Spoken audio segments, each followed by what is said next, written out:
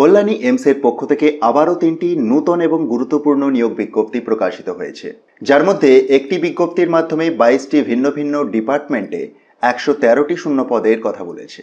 আরও একটি বিজ্ঞপ্তি যেখানে আরও একটি গুরুত্বপূর্ণ পোস্টে টোটাল 20টি শূন্য পদ রয়েছে এবং আরেকটি বিজ্ঞপ্তির রেসপেক্টে টোটাল শূন্য পদের সংখ্যা 2টি, অর্থাৎ টোটাল 135টি শূন্য পদে নিয়োগের কথা দেখব এই ভিডিওটির মাধ্যমে। তো প্রথম যে বিজ্ঞপ্তি, যেটির ক্ষেত্রে 113টি শূন্য পদ রয়েছে এবং 22টি ভিন্ন ভিন্ন ডিপার্টমেন্টে নিয়োগ হচ্ছে।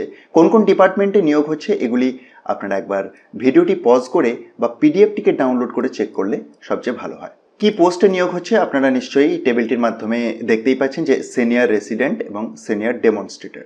সিনিয়র রেসিডেন্ট এটির ক্ষেত্রে কি ধরনের এসেন্সিয়াল কোয়ালিফিকেশন লাগছে? পোস্ট গ্র্যাজুয়েশন মেডিকেল ডিগ্রি লাগবে।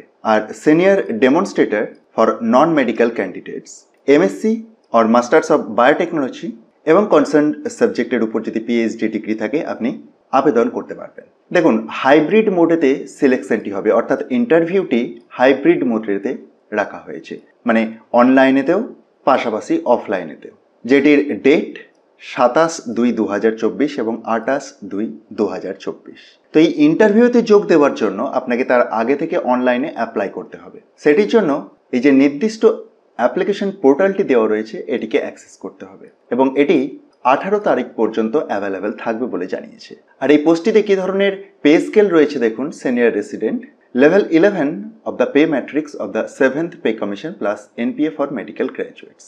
ম্যাক্সিমাম এজ লিমিট 45 ইয়ার্স, তবে সরকারি নিয়ম অনুযায়ী বয়সের ছাড় আছে। আসুন আমরা আজকের দ্বিতীয় বিজ্ঞপ্তিতে আসি। আর প্রথম বিজ্ঞপ্তির রেসপেক্টে বলে রাখি, যারা এই সিনিয়র রেসিডেন্ট পোস্টে আবেদন করবেন বলে ভাবছেন অবশ্যই একবার অফিসিয়াল বিজ্ঞপ্তিটিকে ডাউনলোড করে নিজে থেকে চেক করবেন এবং তারপরেই আবেদন করবেন, কারণ অনেক কিছু ইনফরমেশন এই অফিসিয়াল বিজ্ঞপ্তির মধ্যে শেয়ার করা আছে। যেমন ধরুন 13 নম্বর পয়েন্টটিতে সিলেকশন প্রসিডিওর প্রসঙ্গে কথা বলা আছে, এজ রিল্যাক্সেশনের ডিটেলস আপনারা পেয়ে যাবেন এই সেকশনটিতে, এবং একটি অ্যাপ্লিকেশনের ফিজও লাগবে, যেটি রয়েছে 15 নম্বরে। 1000 টাকা লাগবে অ্যাপ্লিকেশন ফিজ হিসেবে, এবং পাশাপাশি ব্যাংক ডিটেলসটিও পেয়ে যাচ্ছেন।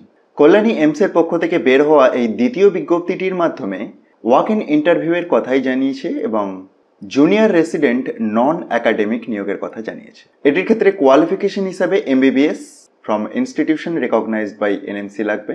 Pay scale level 10 of the pay matrix of the 7th pay commission plus NPA for medical graduates।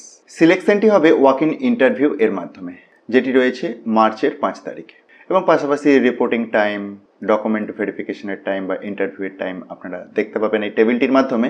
Upper age limit 33 years, তবে আপার এজ লিমিটের ছাড় আছে সরকারি নিয়ম অনুযায়ী।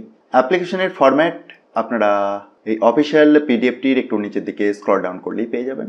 আরও ডিটেলস আপনি চাইলে ডাউনলোড করে দেখে নিতে পারেন। একবার ডিসক্রিপশন বক্সটি দেখুন, সেখানেতে টপ নিউজ বাংলার অফিসিয়াল ওয়েবসাইটের লিঙ্ক দেখতে পাবেন, যেখানে গিয়ে খুব সহজেই ডাউনলোড করে নিতে পারবেন, অথবা কল্যাণী এমসের অফিসিয়াল ওয়েবসাইট থেকেও ডাউনলোড করা যাবে।